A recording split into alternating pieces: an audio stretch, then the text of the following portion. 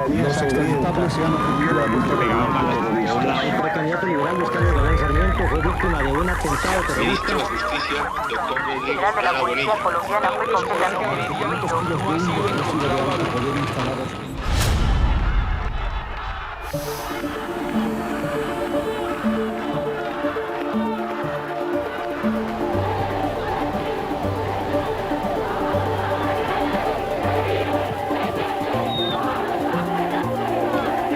Parte de la historia reciente de Colombia está escrita sobre los miles de muertos que dejó la guerra sangrienta contra el narcotráfico, cuando el país vivía la época más violenta que se recuerde, donde explotaron aviones y edificios. El Estado colombiano desplegó un operativo policial nunca antes visto que dio muerte al hombre más buscado del mundo. Medellín se dividió para despedirlo en diciembre de 1993.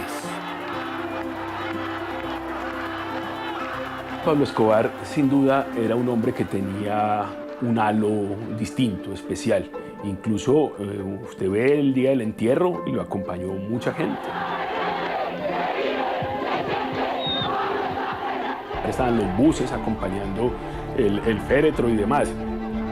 Él tenía un arraigo popular, sin duda, porque era un personaje que vendía, que transmitía y además que regalaba plata.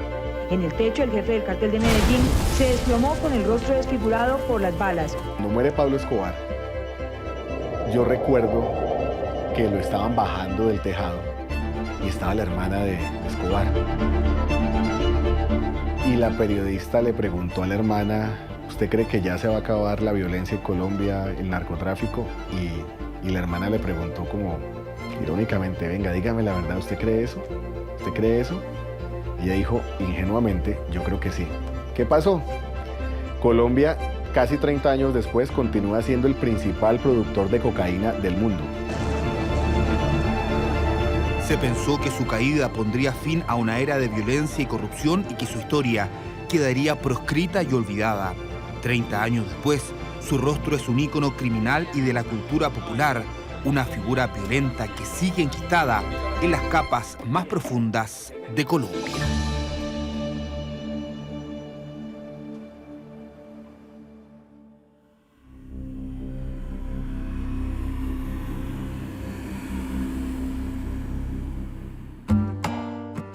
El rockstar del mundo del narcotráfico. Mi dinero no tiene vínculos con el narcotráfico. No sabemos ni quién es él, únicamente nos regaló un barrio. Podemos decir que casi fue como un actor político. Penetró, digamos, a todas las capas de la sociedad. Que renuncie porque yo estoy dispuesto a presentarme personalmente en el Congreso de la República y a enfrentarme con él. A esta hora son un poco más de las 9 de la mañana en Colombia y la situación es muy confusa. Pues era un estado completamente derrotado por el terrorismo de Pablo Escobar. Tristeza, lágrimas, amargura. Lo que se le atravesara lo asesinaban. Esta noche el precandidato liberal Luis Carlos Galán Sarmiento fue víctima de un atentado terrorista. Pablo Escobar es el asesino más grande que ha tenido este país. Se busca a Pablo Escobar. Recompensa 2.700 millones de pesos.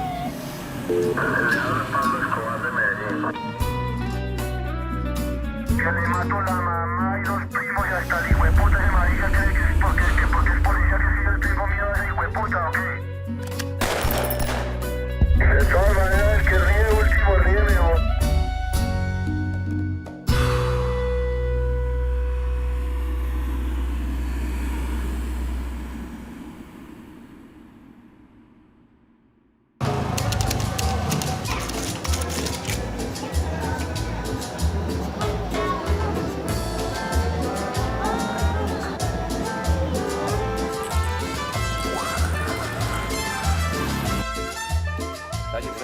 ¿Cómo estás? ¿Bien o no?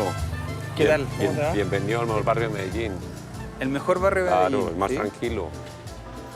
Calidad de vida, transformación. Este mural hace parte pues como de la gratitud que nosotros tenemos hacia Pablo Escobar. Hicimos ese mural para mantener viva la memoria. Es que es apenas lógico que si usted va al barrio Juan 23, digamos que venera a Juan 23, pero está el barrio Pablo Escobar, que le hagan homenaje a Pablo Escobar. A pesar de que mandó matar mucha gente. No nos consta nada de eso, solo somos testigos de que nos dio una casa para vivir.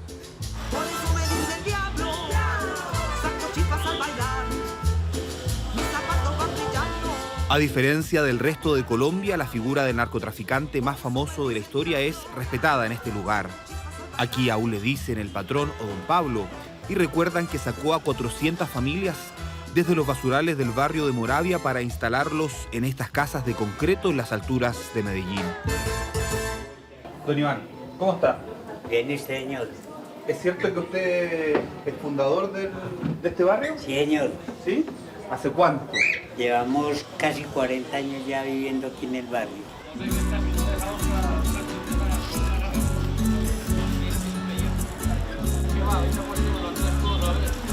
Este barrio lo formó una corporación que formó Paulos, de 6 personas. Medellín sin tugurios. Medellín sin tugurios. ¿Con qué fin ese nombre? Que no hubieran tugurios, sino que casas de techo, de casas de concreto, arregladas en adobe.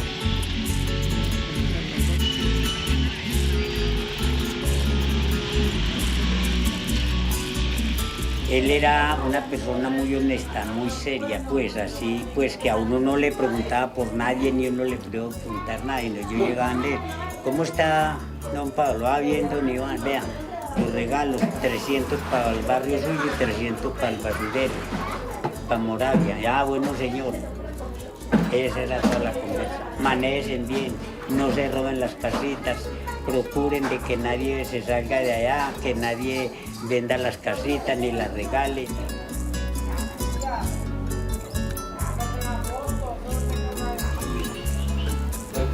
Los tiran en el altar los dos. ¿Y les reza? Ellos me ayudan mucho. ¿La cuidan a usted? Me ayudan. Yo me voy a acostar y siempre le digo, don Pablo, que Dios te perdone lo malo que hayas hecho y que te haya anulado algo, porque nosotros tenemos mucho que agradecerte que me sacaste.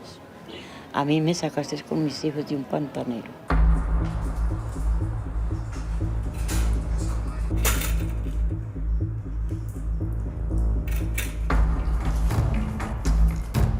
La seductora influencia de la plata narco les dio casas y canchas de fútbol. En un comienzo fueron 400 viviendas y ya son 4.000 en el barrio, que cuenta con un jardín infantil, el primer edificio que construyó el Estado colombiano, ausente en este lugar por más de 30 años. Aquí hace años no hay una muerte violenta, no hay un desplazamiento. Aquí convivimos entre vecinos.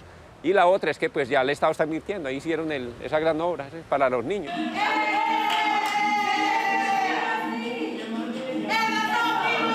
Nosotros queremos transformar la comunidad, y qué mejor transformación que agarrar desde la primera infancia.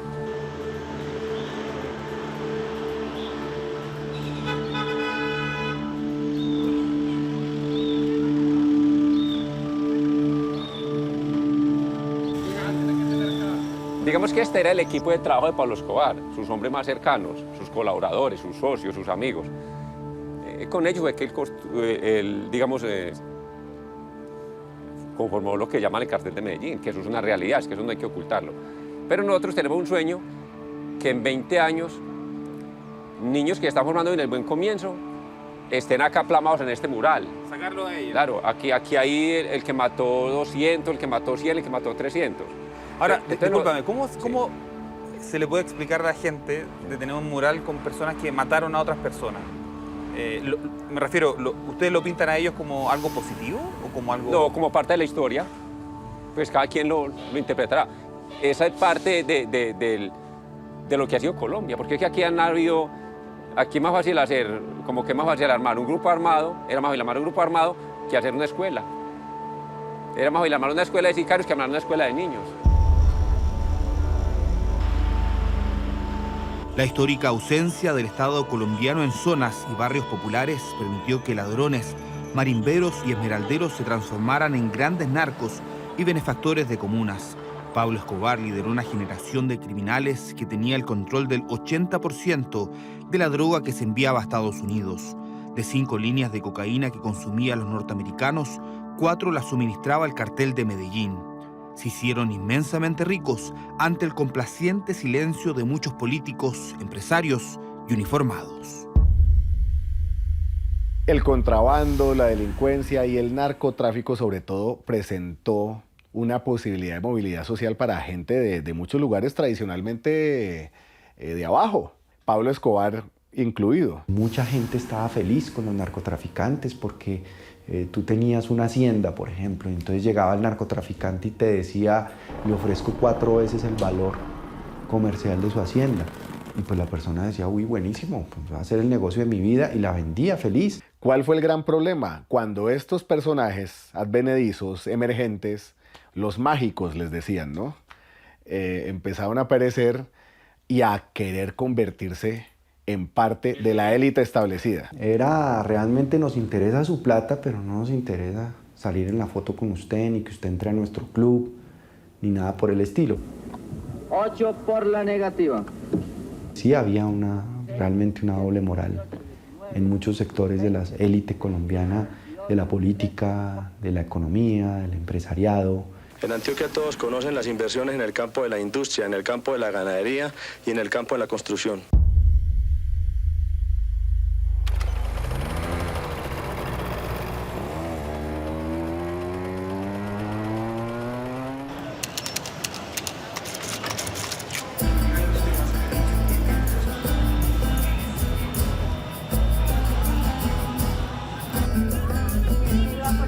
Medellín hoy es una ciudad admirada por su tecnología y moderno transporte, aunque para quienes la visitan es evidente la herencia estigmatizada de las motocicletas.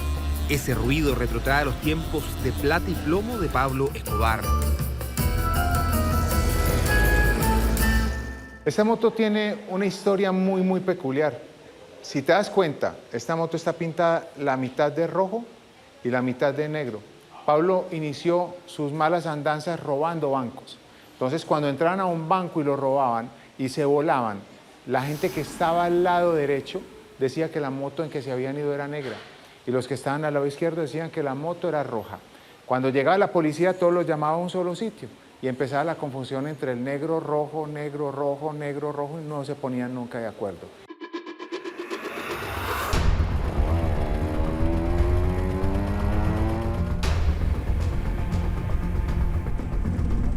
Los miles de sicarios salidos de los barrios del poderoso jefe narco transformaron para siempre la sociedad paisa y colombiana a punta de metralletas. El narcotráfico cambió el lenguaje, se estereotipó a las mujeres más bellas y famosas que fueron amantes de estos criminales, e incluso la arquitectura se acomodó al descontrolado poder de los carteles. ¿Se podría tomar una foto con los chicos de Cali? Claro que sí, con todos. Aprovechamos para meterlo en una fosa común que tenemos acá que no hemos estrenado. Una cultura que conoce como nadie Nicolás, el sobrino de Escobar y dueño del museo narco más visitado de Medellín. Cuando se construía una casa o se construía un sitio para uno resguardarse, lo normal era que hubiera conexiones entre las casas, diferentes conexiones. ¿Estás hablando de una casa a otra casa? ¿Estás hablando de casa narco o casa normal? Todas. Ya. O sea, normalmente, si yo por decir algo tenía un apartamento o un penthouse, también tenía la opción de bajar del penthouse al piso de abajo sin que se dieran cuenta que el otro apartamento de abajo también era de nosotros. O sea, había que siempre tener la posibilidad de uno poderse esconder de los enemigos de la época. Pablo, tú lo podías ver ganar $1.000 millones o perder $5.000 millones y nunca lo veías que se saliera de casillas. No era de grandes carcajadas y tampoco lo amedrentaba absolutamente nada. Que iba por el mundo y sabía precisamente lo que quería.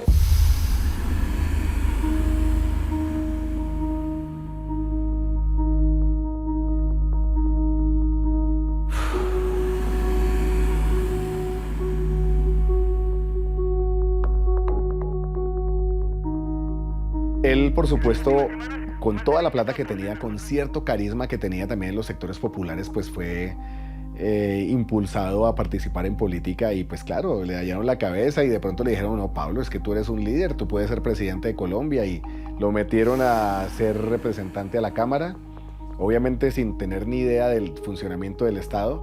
Pablo Escobar tenía también una ambición y tenía una visión sobre el poder tremenda, y tenía una seguridad de que el hecho de tener plata le daba la posibilidad de hacer lo que le diera la gana. Pablo Escobar, a diferencia de muchos otros, quiso llegar al poder, fue político. Llegó al Congreso, o sea, algo muy diferente a los otros, ¿no? Los otros hicieron sus negocios, se enriquecieron, pero Pablo Escobar quiso llegar mucho más.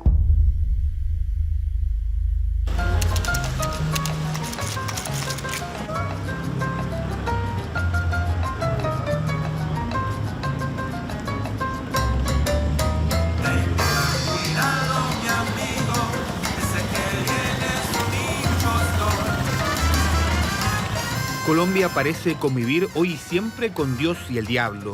Solo así se entiende que su escritor más universal comparta el mismo interés que un criminal al que se le atribuyen 5.000 asesinatos, que un pueblo alegre haya estado a un paso de ser un narcoestado hace 40 años.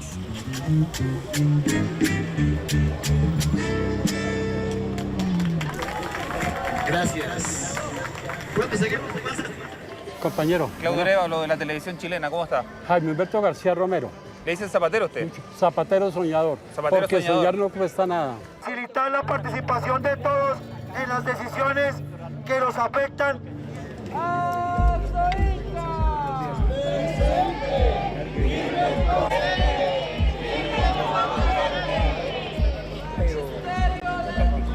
Esa Colombia de los tiempos de Pablo Escobar no logra dejar atrás el estigma de la corrupción. Si hace 30 años se estimaba que 7 de 10 policías tenía vínculos con el narcotráfico, los cálculos señalan que hoy 16.000 millones de dólares caen cada año en manos corruptas en este país. Hace 40 años ingresó un narcotraficante como representante de Colombia, ¿no? Del pueblo colombiano. A 30 años de su muerte, ¿sigue generando un legado? ¿Hay un legado de...? No, sí, quedó. O sea, ahí quedó una semilla la cual no se ha podido terminar. Los hechos que están sucediendo están mostrando exactamente lo mismo, pero ya como por debajo de la mesa, ya aparentan mucho ser nuestros representantes, pero están vinculados también con el proceso del narcotráfico. En la campaña política, la corrupción fue la palabra. En la pasada campaña electoral de presidencia, la corrupción fue la palabra, incluso el que quedó segundo en las elecciones. Solamente con esa palabra, con repetirlo, estuvo a punto de ser presidente de la República. Yo tuve oportunidad de entrevistar a uno de los comandantes, al comandante de las autodefensas gaitanistas de Colombia, que fue extraditado, y él mismo decía que cualquier futura negociación o conversación con cualquier actor armado en este país, el narcotráfico tenía que ser un punto central, porque si no iba a seguir. Y él decía, mire, el narcotráfico produce mucho dinero, dinero fácil, y decía dinero para todo el mundo, es que esto da demasiado plata. Nuestro movimiento, como le dije anteriormente, tiene programas sociales, cívicos, deportivos y ecológicos.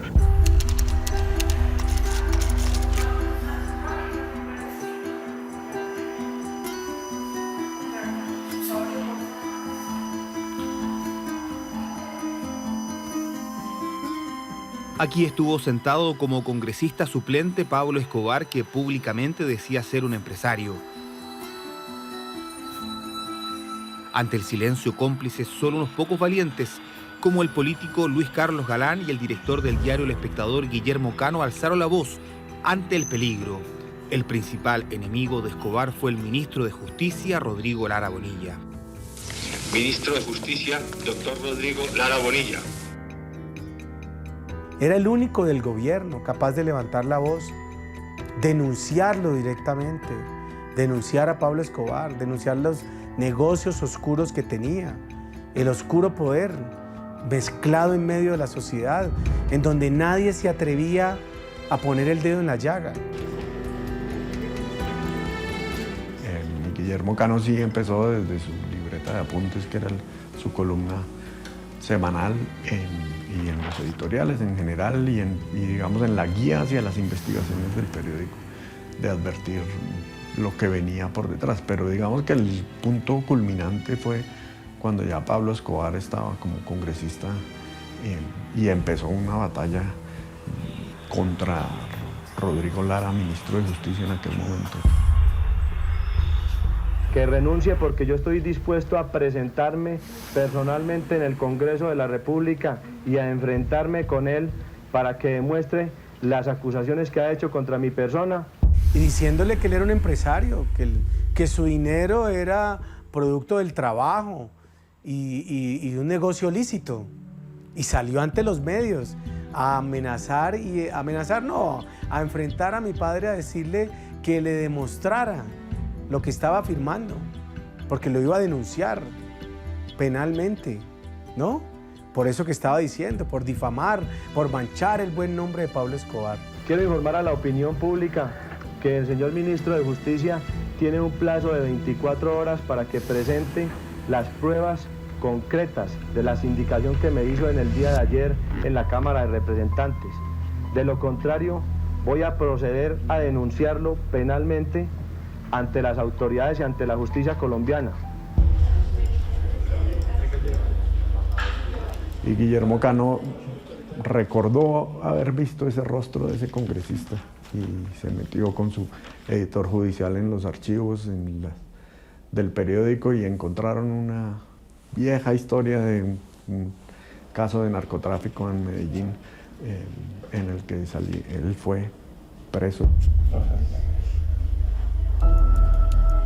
Publicó eso y en ese momento él tuvo que renunciar al Congreso, perder, digamos que una carrera muy prominente que llevaba en la política. Entonces ese fue como el momento en que cortó ese paso en el que Escobar iba ascendiendo en la carrera política.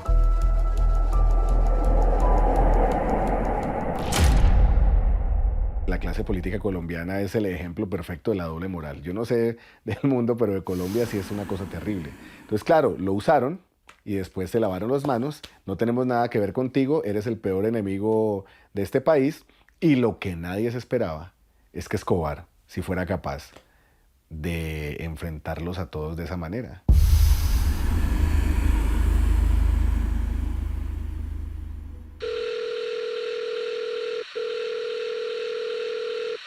Nos dedicamos a darle a los políticos, a quemarles las casas y hacer una guerra civil bien berraca. Entonces nos tienen que llamar al diálogo de la paz y arreglamos con todo el mundo y se nos arreglan los problemas. Sí tengo dentro de mi cabeza escuchar a todos los trabajadores de Pablo decir que ya estaba dada la orden para acabar con la vida de Rodrigo Lara Bonilla. ¿Nunca se arrepentía de dar una orden de muerte? No. Pablo cuando daba una orden era una orden y punto. Esto es lo que hay que hacer ya. Yo no busco, y mi anhelo no es que haya un enfrentamiento entre el pueblo colombiano. Yo busco la paz y siempre he predicado la paz y he anhelado la paz.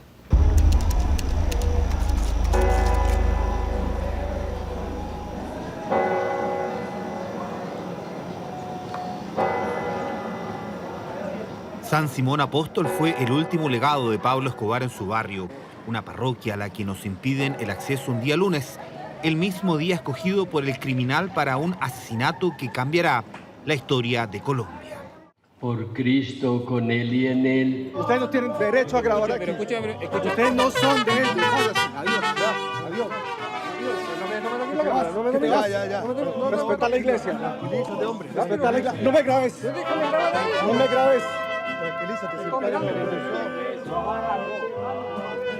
El demonio, como un león rugiente, ronda detrás de cada uno de nosotros buscando presas para devorar.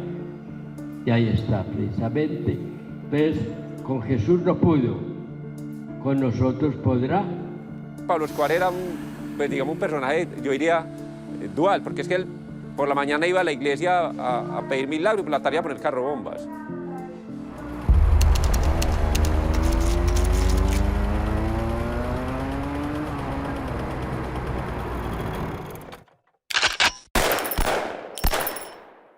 Y al anochecer del día de ayer fue asesinado el señor ministro de Justicia, Rodrigo Lara Bonilla. El cuerpo sin vida del ministro de Justicia fue colocado en cámara ardiente. Alguien que muy especial, pues fue un impacto muy grande para toda la sociedad. Ver personas llorar el día de su entierro. La señora Nancy de Lara recibió el pésame de los miembros del gabinete, así como las más sentidas condolencias por el asesinato de Rodrigo Lara Bonilla por parte de Pablo Escobar. Es que la extradición de colombianos al exterior empezó a hacerse efectiva. Ese fue un error terrible. Entonces, claro, partió en dos la historia de Colombia, porque es el enfrentamiento del Estado contra el narcotráfico, que se empezó a ver ya como el peor mal, como el diablo, como la cosa más terrible. Pidiendo billete y creen que eso no es huevo, creen que porque uno ha estado calmado es que no tenemos con quién pelear. Estos bobos hijueputas, bobos maricas. Por primera vez, Pablo Escobar y el resto de los narcos sienten el miedo de ser extraditado a Estados Unidos. La violencia se toma las calles, matan a jueces y a más de 500 policías. Se instala la horrible tradición de las bombas. Una de las primeras víctimas del grupo Los Extraditables fue el director del influyente diario El Espectador.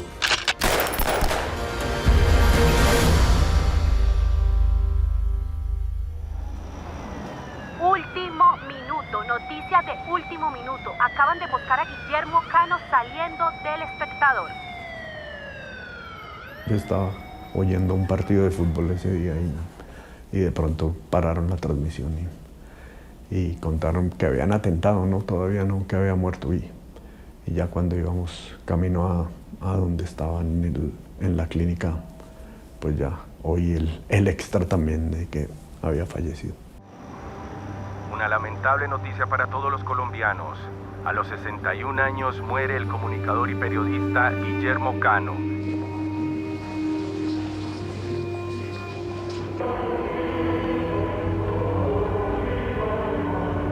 Un día en que por 24 horas, por la muerte de Guillermo Cano, se silenciaron todos los medios para que la sociedad se diera cuenta de lo que estaba pasando.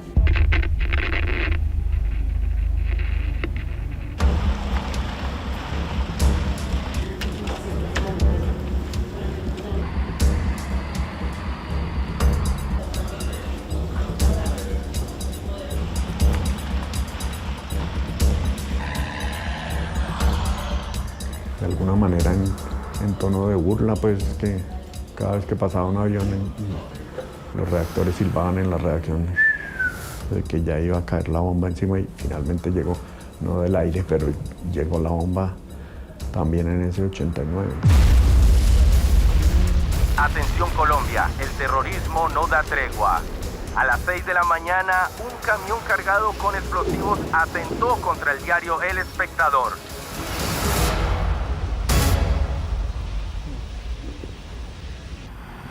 El gobierno ha incrementado la vigilancia de los edificios públicos y sobre centenares de personalidades susceptibles de ser secuestradas o asesinadas. Era un ambiente de zozobra permanente.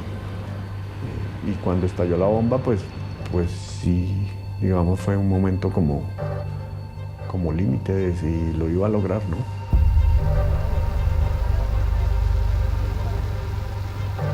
Un juez que firmó una providencia en contra de Escobar y tuvo a las 10 de la mañana y a las 4 de la tarde era asesinado por el propio Escobar. Esta ola de asesinatos provocó el disgusto entre los magistrados colombianos. 4.600 jueces del país presentaron sus renuncias antes de manifestar ayer en las calles de Bogotá. Y había un rumor permanente, y era el rumor de que se podía salir hasta tal hora. Y era un rumor muy atendido, porque es que se materializaba todos los días, es que los muertos estaban por todas partes. Medellín tuvo dramas en los que, por ejemplo, en un sitio aquí que se llamaba La Cola del Zorro, que es una subida como hacia cerca del aeropuerto, usted encontraba letreros que decía prohibido botar cadáveres acá. O en la policlínica, aquí donde atendían las urgencias, en la puerta de la entrada a la policlínica decía solo casos de vida o muerte.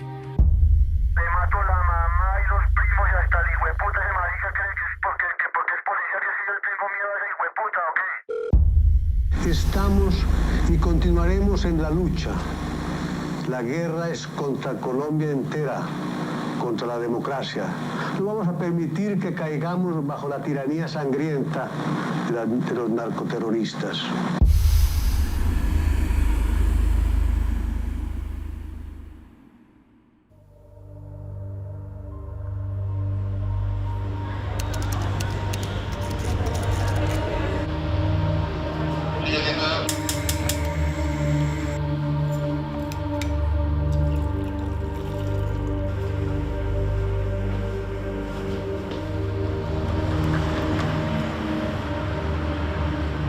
Mi papá principalmente era detective operativo y mi mamá era secretaria técnica.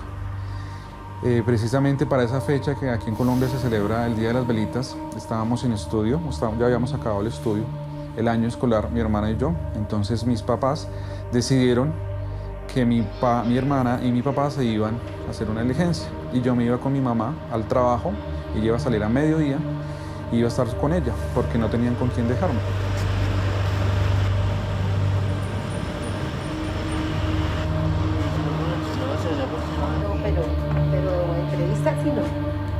Ninguna posibilidad. Ahí donde dice, ¿están las canastas? Fue en la 27, en la parte de atrás. Ahí fue donde, en el año 89, pues ocurrió el bombazo. Bueno, nosotros llegamos con mi mamá, lo que me acuerdo. Ella... Bueno, yo me hice una idea de ser fuerte, pero es que eso no se puede. Entonces, me dejó en un restaurante. Estábamos sobre la carrera 28A aproximadamente.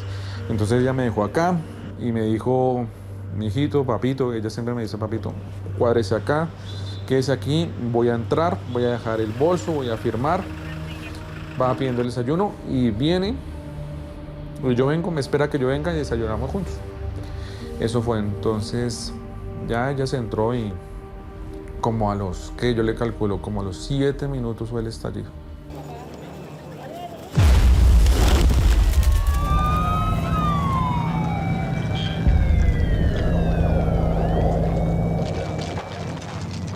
Los extraditables se han atribuido el atentado cometido ayer en Bogotá contra el edificio de la Policía Secreta Colombiana.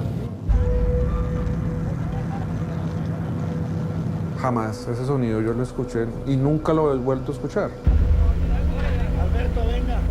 Más de 35 muertos y centenares de heridos, así como millonarias pérdidas materiales, es el resultado de este acto terrorista. Cuando Pablo da la orden del atentado del DAS, se lo da a un grupo de Aranjuez. La gente dice que tenía 500 kilos de dinamita. Habían 22.000 kilos metidos dentro del bus.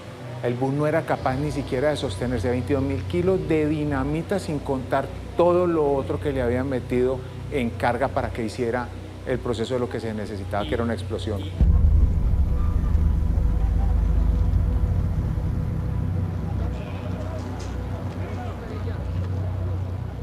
Y la gente lloraba, yo vi gente saliendo sin brazo, sin manos, salían en camilla y uno veía que les faltaba algo, les faltaba una pierna, un pie, algo les faltaba, una cosa espantosa, vi caras destruidas. Estamos observando en este momento el sitio donde quedó ubicado el bus que fue utilizado para el atentado. Ahí ven ustedes el bus al fondo. Sé toda la historia porque mis papás me la contaron. ¿Y tu papá estaba entregando un domicilio, aquí a la vueltica. Cuando hubo la explosión, ahí le cayó un palo y él quedó inconsciente. Entonces en el momento pues todo el mundo entró en caos. No lograron su cometido plenamente, porque el bus querían que lo mandaron directo a la entrada de los parqueaderos donde podía caer a un sótano. Donde hubiera caído al sótano, el edificio se hubiera venido abajo. Y la tragedia hubiera sido espantosa. Después le explican a Pablo y a la gente porque primero que todo ellos no habían condensado la onda expansiva. O sea, la onda expansiva salió hacia todos los lados. Si ellos hubiesen hecho una onda o sea, dirigir la onda hacia el edificio ese caído. Y no muere Miguel Maza Márquez dentro del edificio porque tenía un vidrio blindado y el área blindada donde él estaba que lo protegía. Por eso se salvó.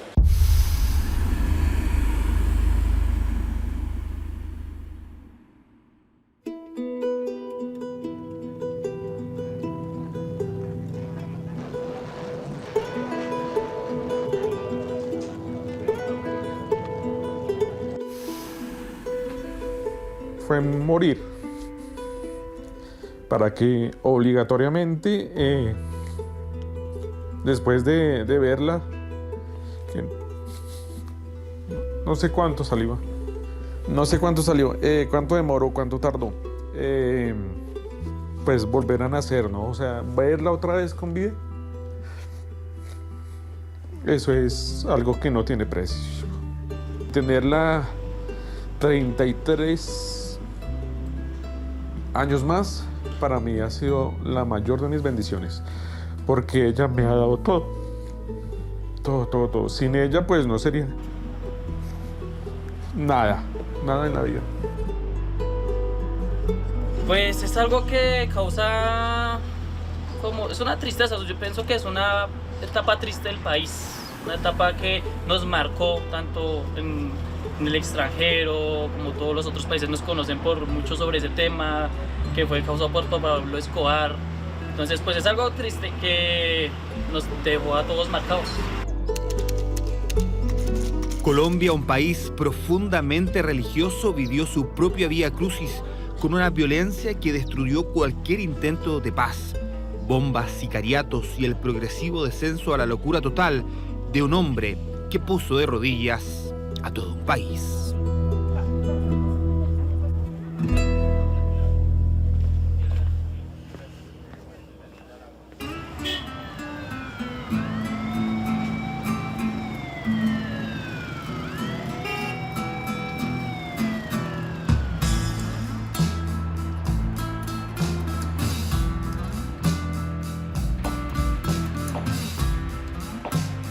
Durante más de 36 años fui oficial de policía. Durante esos años enfrentamos distintos fenómenos criminales, pero probablemente el que más marcó la vida de los colombianos y mi propia vida fue el delincuente Pablo Escobar y el Cártel de Medellín. Soy el general Óscar Norato.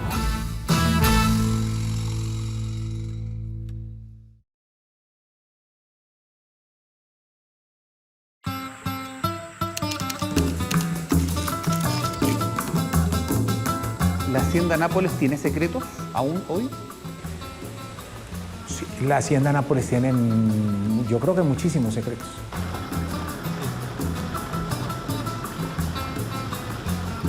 El punto de partida de la cantidad de dinero que tenían Gustavo Gaviria y Pablo Escobar Gaviria, lo más grueso salió de allá.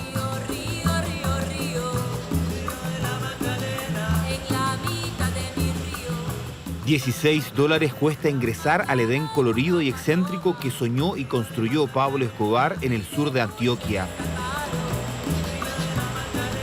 3.000 hectáreas que hoy son parte del parque temático Hacienda Nápoles, una herencia tangible de los excesos del capo narco. Escobar construyó aquí su centro de operación criminal, 27 lagos artificiales, una pista de aterrizaje, y compró más de 1.500 especies animales de todo el mundo, incluidos sus famosos hipopótamos.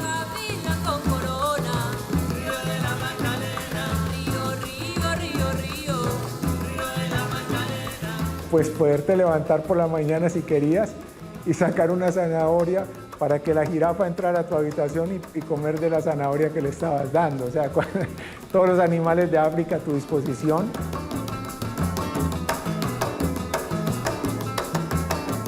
Poder estar en Nápoles y mandar un helicóptero hasta acá, hasta Medellín, a que me llevara hamburguesas y pizzas calientes. Tantas cosas que uno dice, esto nunca nadie podrá vivir.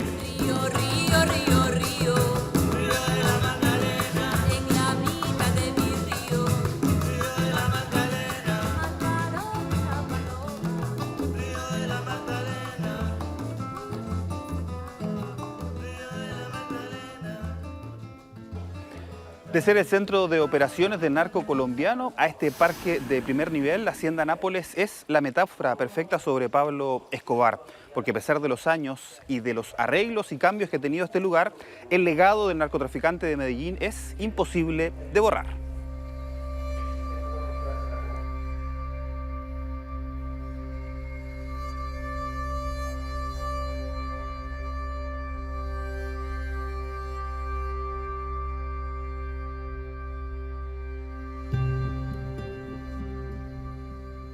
Se busca a Pablo Emilio Escobar Gaviria, solicitado por la justicia. 1.000 millones de pesos. Ver usted salir 20 aviones uno detrás de otro cargado de droga. Y a las 4:30 o 5 de la mañana regresar los mismos aviones cargados de dinero. El imperio del dinero y los excesos significó para Colombia muerte y violencia que en esta nueva Hacienda Nápoles buscan recordar. La mítica avioneta fue reemplazada y quedan algunos automóviles de los tiempos del patrón como parte del narcoturismo. Pero sobre todo hay cientos de imágenes del legado de horror de Pablo Escobar Gaviria. Era la hacienda, con quien estaba, con su familia, que uno no puede opinar ni decir fue bueno, fue malo, hizo cosas buenas, hizo cosas malas. La verdad eso tiene que decirlo el Diosito. Como él destruyó, ¿verdad? Hizo maldades, también ahora eso va a contribuir a mejorar, digámosle, el país con lo del turismo y demás. El que venga a Colombia y no venga para acá es como que haya perdido el viaje en realidad. El descenso a la locura de Pablo Escobar dejó 2 ministros de justicia, 20 jueces y 3 candidatos presidenciales asesinados. Uno de ellos, Luis Carlos Galán, quien iba camino a convertirse en 1990 en el nuevo presidente de Colombia. Si el río Magdalena tal vez hablara, pues yo creo que no se cansaría de llorar de la cantidad de muertos también que pasaron por ahí de esa época cruenta de la guerra.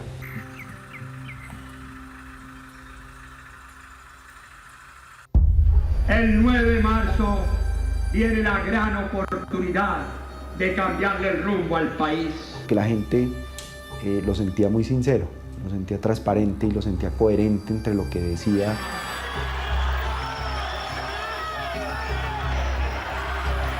Y en lo privado, pues era una persona muy cariñosa, muy afectuosa, con un gran sentido del humor. Luis Carlos Galán tenía 45 años cuando se transformó nuevamente en candidato presidencial del Partido Liberal, el mismo del malogrado Rodrigo Lara Bonilla, ambos principales enemigos del narcotráfico y el cartel de Medellín. Creo que fue su experiencia como embajador en Italia entre 1972 y 1975 que le permitió a él ver lo que significaba la mafia italiana en la política italiana, en la sociedad italiana. A nuestra patria llegó, como llegó a más de 60 países del mundo, el poder oscuro y criminal del narcotráfico.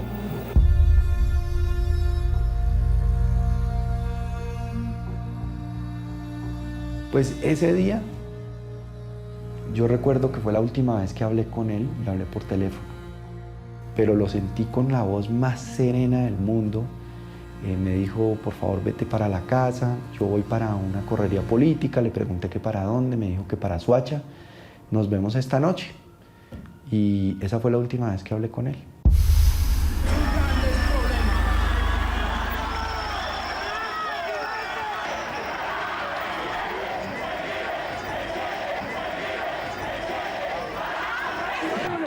Sinceramente,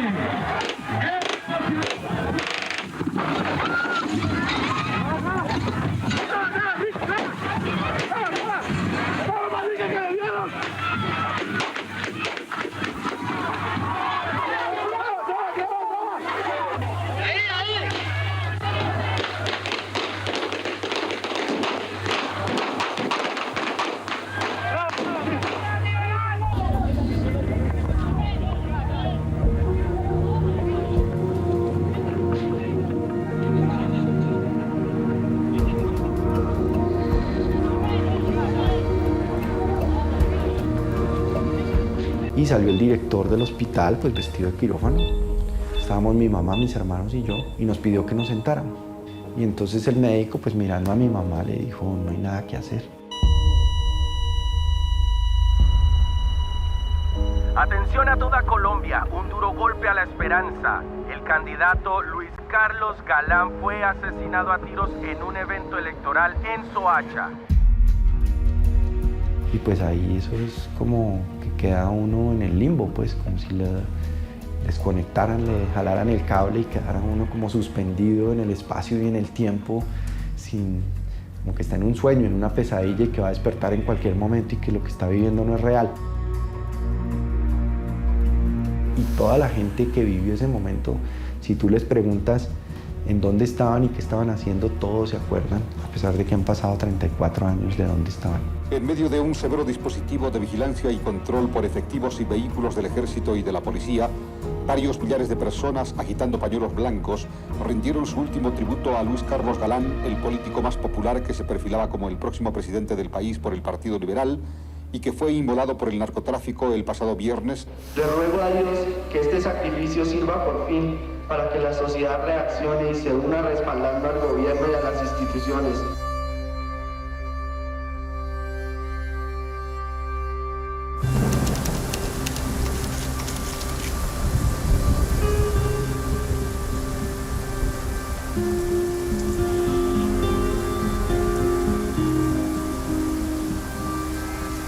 Eso es un vacío y un dolor que jamás se va.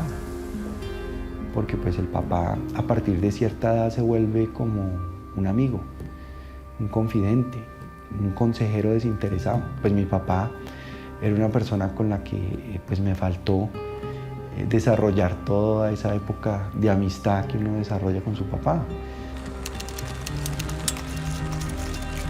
Varios asesinatos como el de Rodrigo Lara Bonilla y Guillermo Cano siguen en la impunidad. Colombia aún llora a tantos muertos anónimos y tanta violencia sin memoria. El asesinato de Luis Carlos Galán confirmó que la droga permeó todas las capas de la sociedad. Años después, un reputado político y el general director de inteligencia de Colombia fueron procesados por el crimen de quien representaba la lucha contra el narcotráfico. Que este sistema de justicia, gracias a fiscales y a procuradores valientes que le pusieron el pecho a esta investigación, que arriesgaron su propia vida y la de su familia para que hubiera justicia, ellos lograron condenar a uno de los políticos más poderosos que ha tenido este país, que es Alberto Santofimio Botero, y al director de la inteligencia del país, el general Maza Márquez, condenado también por la Corte Suprema de Justicia por ser coautor del asesinato de mi padre.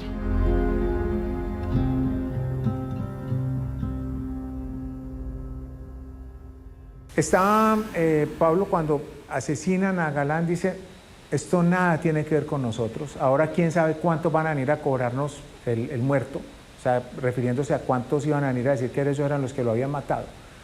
Y en el transcurso de la madrugada, Pablo andando dice, bueno, si todo el mundo está diciendo ahora que fuimos nosotros, pues aprovechémonos del muerto para poder sacarle provecho. Y eso fue lo que hizo Pablo.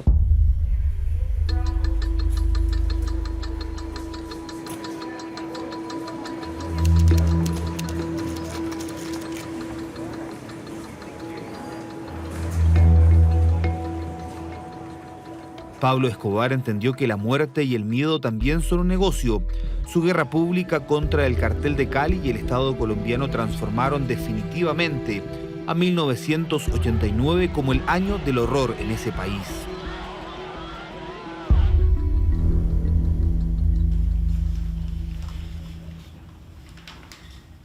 Alejo era un hombre muy alegre, muy alegre. No le gustaba para nada viajar, le tenía pánico a viajar. Entonces él siempre tomaba, o sea, un traguito de whisky, alguna cosa.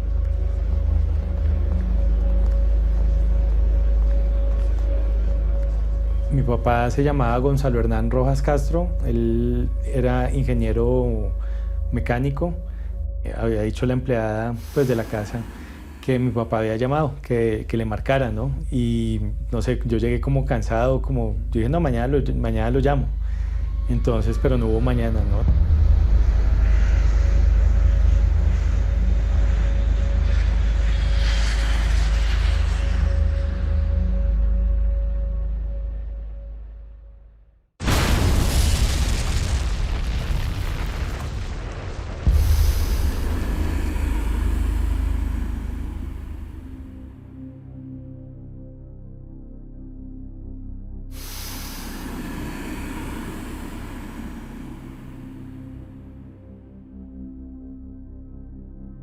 Cuando yo iba bajando por la 26, yo como no tenía idea qué era, yo solamente iba pensando, pero Alejo, o sea, no.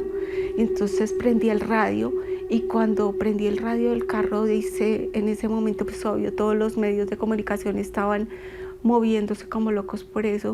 Atención Colombia, una tragedia en los cielos acaba de suceder. Un avión de la empresa Avianca se acaba de accidentar. Esto es impresionante, el reguero de cuerpos que hay por todo lado, no sé qué, no debe haber sobrevivientes. Y yo llegué y lo apagué rápidamente y dije, no, eso, o sea, es mi Alejo, ¿qué va a pasar? Eso pasa en televisión, eso no le pasa a uno. Y encuentro la casa llena de personas, de familias, el noticiero encendido, digámoslo, pasando la noticia, y ya empiezo como a entender un poco qué era lo que había sucedido, ¿no? Que hay en un cerro un avión destruido, veo unos cuerpos en unas bolsas y empiezo a entender que una de esas bolsas tiene el cuerpo de mi papá.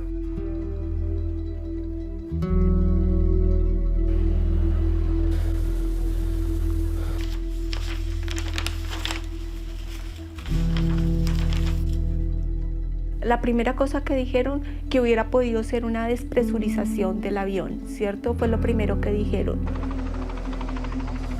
Empiezan, digamos, ya a atarlo, digámoslo, a un atentado terrorista y sobre todo al hecho de que quien lo había ordenado era el cartel de Medellín para acabar con la vida de quien era entonces un candidato presidencial como César Gaviria, ¿no?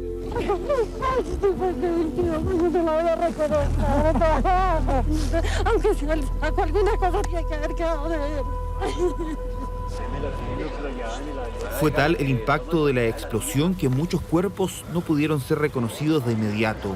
Elisa debió enterrar por segunda vez a Alejo tras un error en la primera entrega. Los primeros cuerpos fueron entregados así por reconocimiento.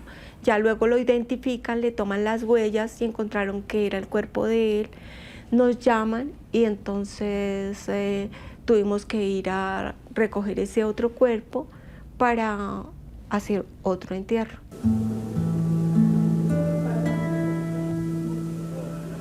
Que me hace mucha falta, que yo no pude volver a vivir mi vida. Yo tuve que reconstruir lo que quedó, ¿sí? Pero no es justo, no era justo con los hijos, con tantos huérfanos que quedaron, no era justo con mi hijo enterrar a su papá, ¿sí? A los 5 años enterrar a su papá, eso.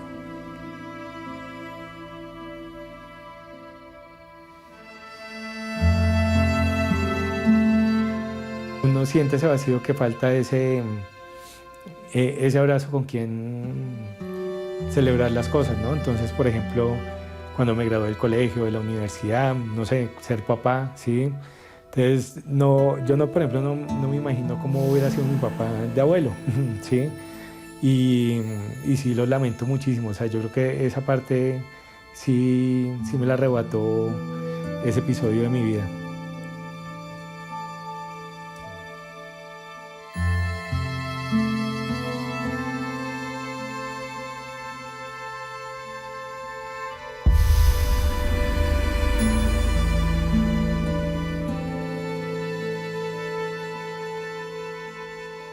Aquí cualquiera que hablara a favor de la extradición, fuera periodista, fuera juez, fuera funcionario público, incluso fuera una persona del común, la mataban. Hay una orden nacional de los extraditores. Todo el que esté aliado a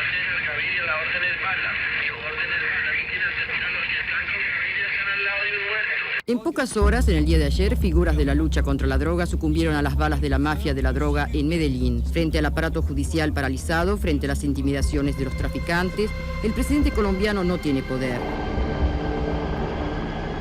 La violencia llega a tal nivel en Colombia que el Estado y el cartel de Medellín realizan una tregua en 1990. A cambio de eliminar la extradición, Pablo Escobar se entrega a la justicia, pero con sus condiciones. Le dieron la autorización de que una finca llamada La Catedral, de propiedad de Pablo, se convirtiera en un sitio resguardado por el mismo Estado colombiano para que él pudiera estar en ese sitio. Y esa negociación es muy graciosa porque aquí había una vaina que llamaba el Minuto de Dios, que se va todas las noches en televisión, y lo hacía el padre García Herreros. Voy a hablarles francamente. Estuve en Medellín ayer. Y por esa vía del padre García Herreros, hablándole a la televisión, comenzó esa negociación. Él le daba mensajes cifrados a Pablo. Vamos a hablar en el mar de Tolú, que es un sitio aquí en la costa atlántica. Y eso fue llevando a que Pablo Escobar se abriera a esa negociación. Padre, ¿qué impresión le dejó Pablo Escobar cuando usted conversó con él? De un hombre honrado, de un hombre muy inteligente, de un hombre con valores, de modo que muy distinto del criminal oscuro que muchas veces se ha presentado. Y el padre García Herreros estuvo en la entrega y demás.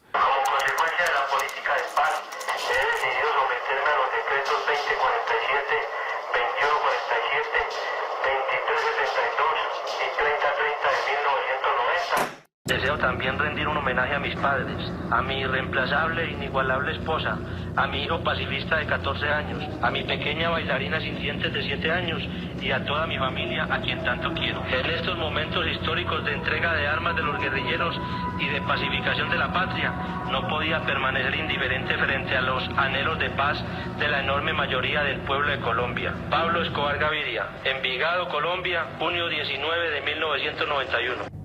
Yo creo que sí es una demostración de que Pablo Escobar casi que alcanzó a doblegar el Estado. Y todo el mundo en Colombia aprobó eso.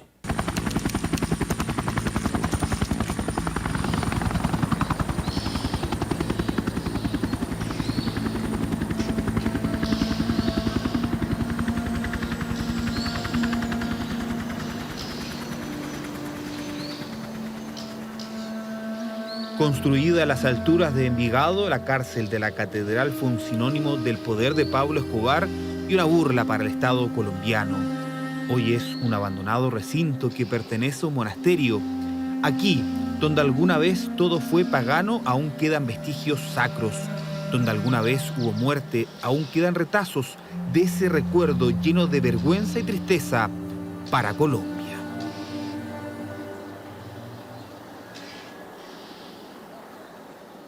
La catedral fue la burla más grande que le han querido mostrar al mundo sobre el cartel de Medellín. Se burlaron de todo el mundo.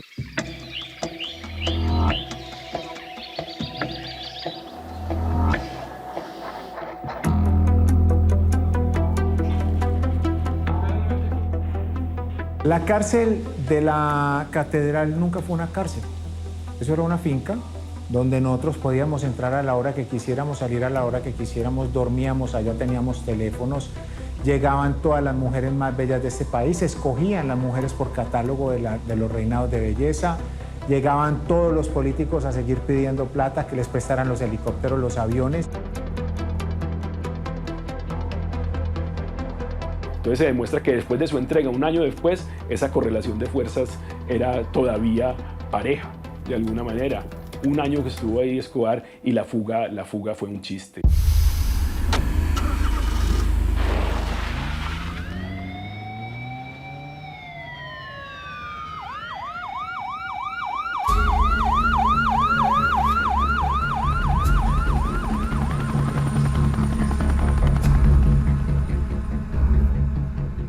Incomprensiblemente, Pablo Escobar y 9 de sus lugartenientes huyeron esta madrugada de la prisión más segura de Colombia. Los colombianos acostumbrados al rápido transcurrir de los hechos, en menos de 24 horas pasaron del asombro y la expectativa al temor. El viceministro de Justicia, rehén durante unas horas, explica cómo Escobar le advirtió que va a reanudar su guerra contra el Estado. Que pusieran las bombas cerca de los colegios, que pusieran bombas donde pudieran, que nos iba a llover dinamita en este país y que nos iban a matar a todos. Pablo Escobar Gaviria no ha sido encontrado aún. Las Fuerzas Armadas y los organismos de seguridad continúan en su búsqueda. Se cree que la política de paz del gobierno fracasó y con Pablo Escobar nuevamente prófugo, regresa a la época de los atentados terroristas, tal como lo expresó el propio Pablo Escobar desde la clandestinidad. Y nosotros no estamos dispuestos a permitir que se nos traslade de esta prisión. Estamos dispuestos a enfrentarnos hasta la muerte si fuere necesario.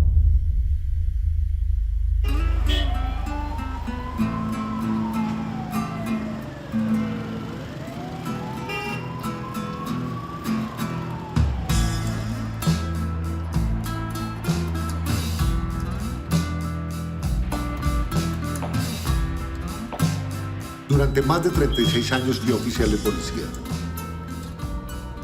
Durante esos años enfrentamos distintos fenómenos criminales, pero probablemente el que más marcó la vida de los colombianos y mi propia vida fue el delincuente Pablo Escobar y el Cártel de Medellín. Soy el general Óscar Naranjo.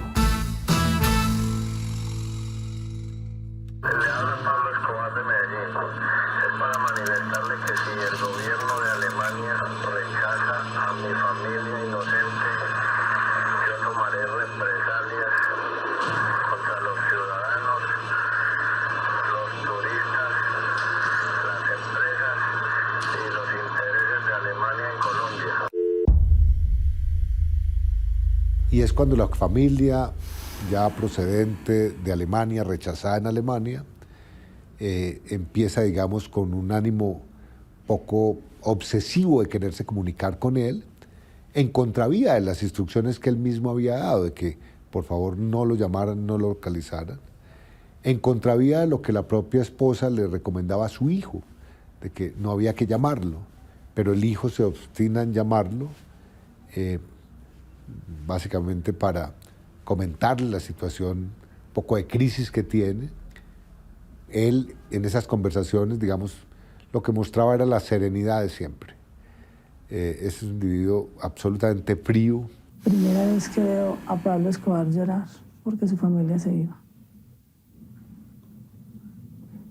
¿La conmovió? Muchísimo, muchísimo. Inclusive a todos decíamos que habíamos salido del país también en otras circunstancias, él siempre había sido fuerte y capaz.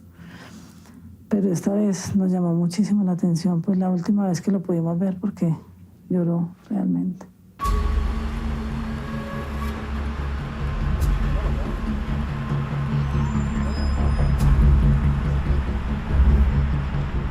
Justamente la oficina de seguridad que yo manejaba, que era una oficina, digamos, no clandestina, pero sí reservada, funcionaba en este mismo complejo. Y eso facilitó muchísimo, pues, el control de la familia y sus comunicaciones para producir la localización de Pablo Escobar. 20.000 hombres armados coparon las calles de las principales ciudades del país, mientras fuerzas especiales extendían su cerco en la vastedad de la selva amazónica en busca de los escondites y laboratorios clandestinos. Nunca le van a coger y que yo desde la selva los mando matar a todos, que a la larga los que van a perder van a ser ellos.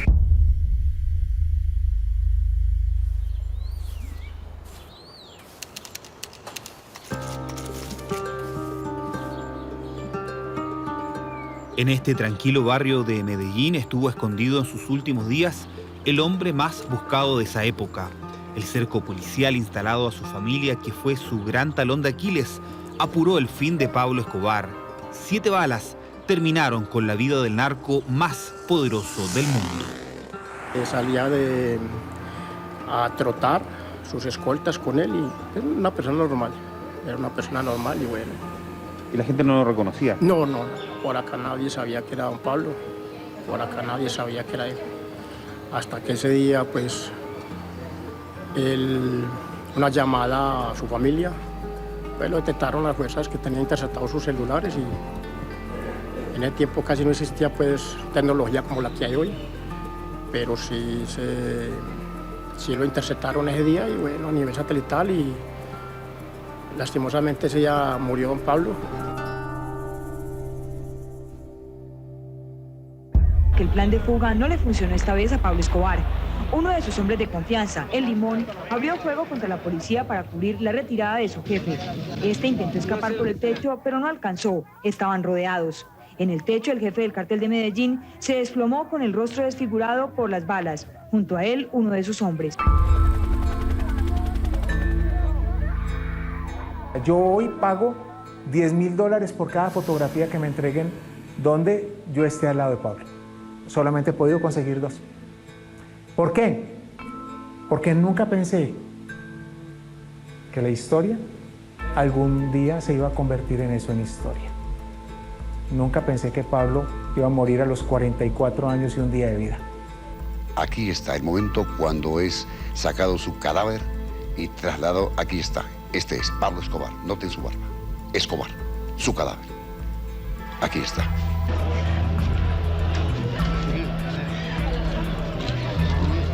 Medellín vivió, digamos, yo creo, sensaciones muy distintas, encontradas si se quiere. Yo creo que sí había una alegría de mucha gente, una alegría contenida porque celebrar eso era una cosa que no se podía, había un temor absoluto.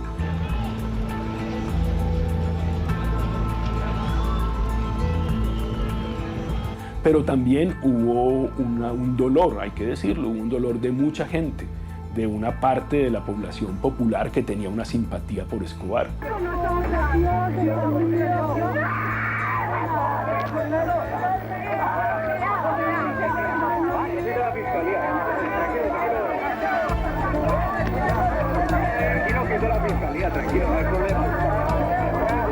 Me dio tristeza como que hubiera sido un familiar.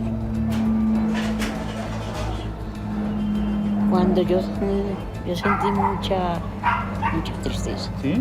Su madre, Hermilda Gaviria, concurrió con prontitud a este lugar y en medio de muestras de profundo dolor, también reconoció el cadáver.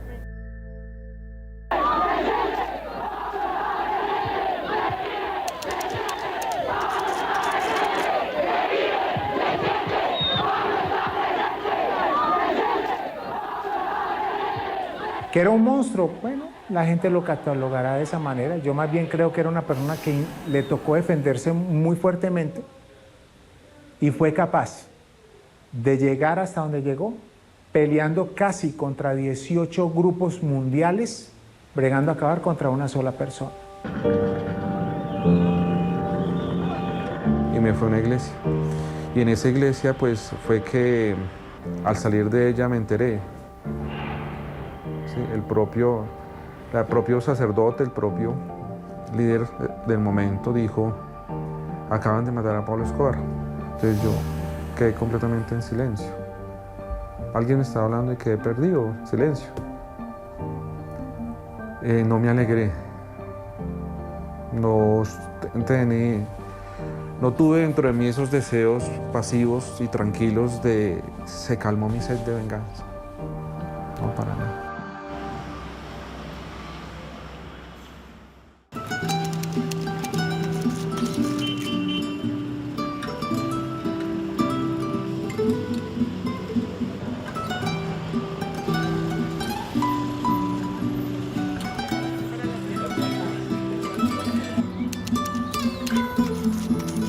La tumba más visitada de Colombia es una paradoja sobre Pablo Escobar, porque el hombre que hizo de la muerte un negocio se transformó con su muerte en un negocio para cientos de personas.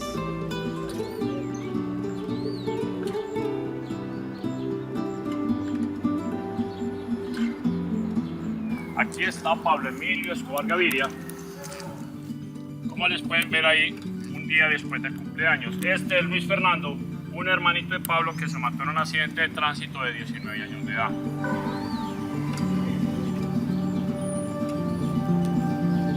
Y a mí me sorprende, digamos, como criminólogo o estudioso de la criminología, que Pablo Escobar mantenga una cierta vigencia entre comunidades que aún, por ejemplo, hoy siguen visitando su tumba en el cementerio de Medellín.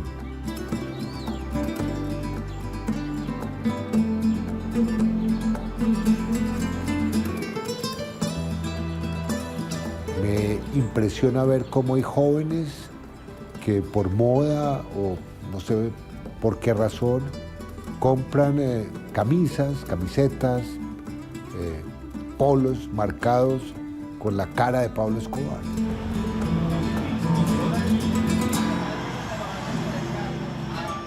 Yo sí le digo a extranjeros que tengan cuidado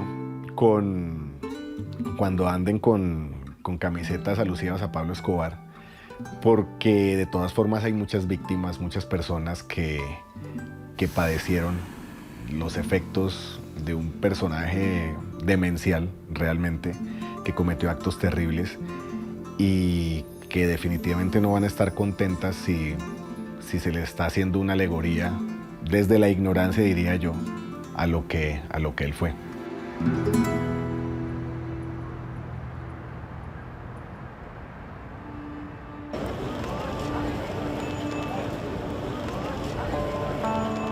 Treinta años después, el narcotráfico sigue siendo un actor crucial en Colombia. Una flecha envenenada que atraviesa capas, como dijo un expresidente. Con su dinero son financiados grupos subversivos y campañas políticas. La siembra de coca llegó a su extensión más amplia con 230.000 hectáreas, desplazando a cientos de familias de esas zonas de cultivo. Colombia es el principal exportador de cocaína del mundo, moviendo miles de millones de dólares cada año. La guerra contra las drogas fracasó. Esto es un monstruo de 1000 cabezas que pues, se volvió muchas más 1000 cabezas después de la muerte de Pablo Escobar.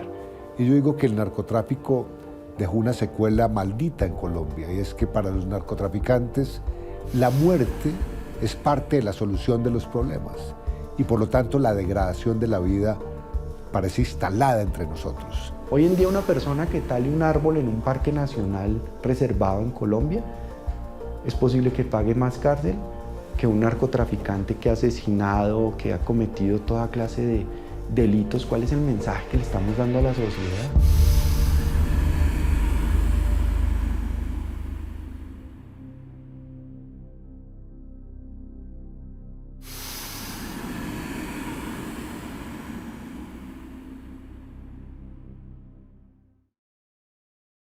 La mayoría de las víctimas generadas por el narcotráfico pues no eran consideradas como víctimas, ¿no?, de violaciones de derechos humanos, sino como más víctimas de delincuencia, de una criminalidad, y solo paulatinamente que se le ha empezado a dar ese reconocimiento más político al narcotráfico, pues se empiezan a reconocer víctimas, pero efectivamente hay un universo enorme de ellas que todavía pues no han sido reconocidas y mucho menos reparadas.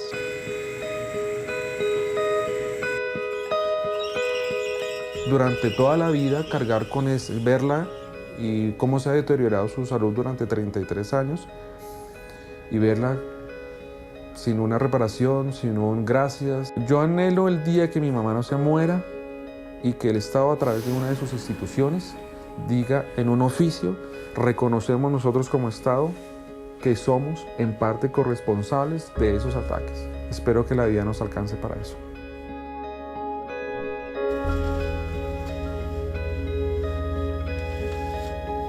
En este momento me pregunto qué hacían todas esas, dónde están todas esas caletas de dólares que tenía Pablo Escobar. Todo se desapareció, todo lo tomó el Estado y nunca nos respondieron. Personas que quedaron, todos quedamos con trauma porque todos perdimos a un ser querido. Varios atentados y hechos violentos siguen en la impunidad.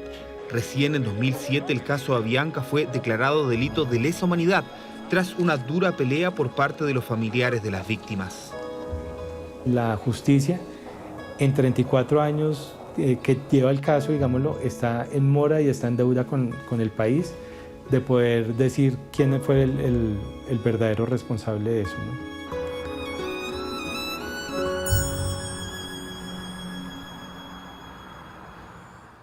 Muchas veces las víctimas no quieren simplemente o no aspiran simplemente a una reparación material, pecuniaria.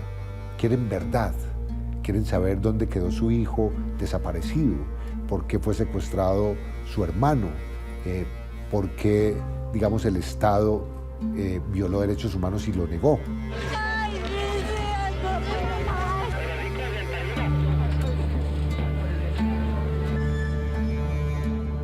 Pablo Escobar tenía una finca que se llama la Hacienda Nápoles, y cuando yo era chiquito yo alcancé a ir a la Hacienda Nápoles con mi papá, ¿sí? Y recuerdo ese día perfecto, ¿sí? O sea, me acuerdo haber visto los elefantes sueltos, bueno, un poco de cosas. Y yo, después del atentado, yo, no, o sea, cero interés de ir a la Hacienda Nápoles, no era un tema que me interesara. Después de muchos años de reflexionarlo, yo dije, no, pues, tengo que llevar a mi hijo porque es que acá en Colombia no hay un parque así, ¿no? Entonces, como que rompí ese esquema, y cuando llegué allá a la puerta de la Hacienda Nápoles, yo dije como que recordé ese momento que entré con mi papá justo a ese parque, y ya, pero esta vez yo entrando con mi hijo, ¿no? Entonces ya, digamos, contar la historia ya es distinto, ¿no? Ya uno lo ve desde otra perspectiva, y digamos, sí fue un tema que por 30 años yo sí me había negado a ir a ese parque. ¿Tuviste tu catarsis, Jan? Sí, yo creo que ahí ahí terminé de hacer la catarsis de ese duelo, ¿no?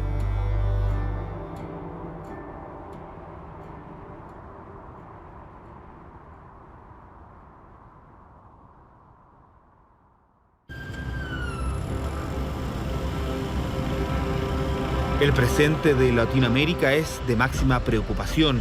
En muchos países las cifras del crimen organizado van en aumento, como los homicidios y el uso de armas de fuego, mientras la producción y distribución de drogas sigue registrando máximos históricos en lugares como Ecuador, Colombia y México.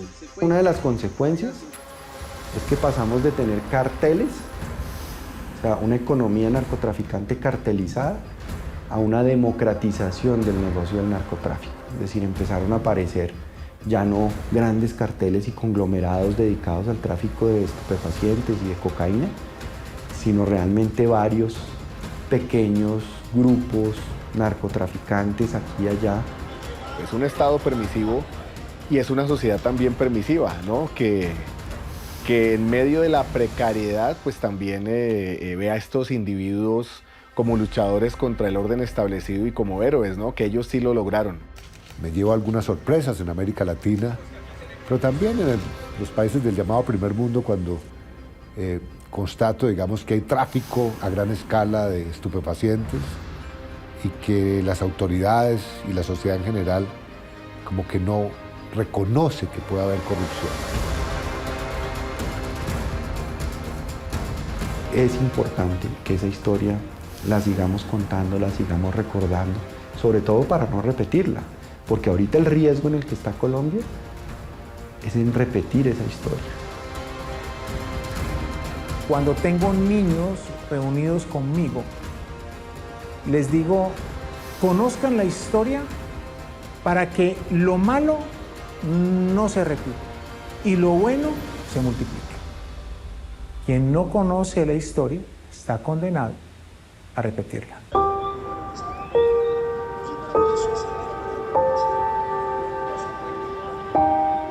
Un día, los que estamos aquí nos iremos definitivamente. Otros nos recordarán. Que no nos vaya a llegar la partida estando los unos separados de los otros. Una Colombia apasionada por la vida, donde no habrá más odios, ni muerte violenta, ni guerras inútiles.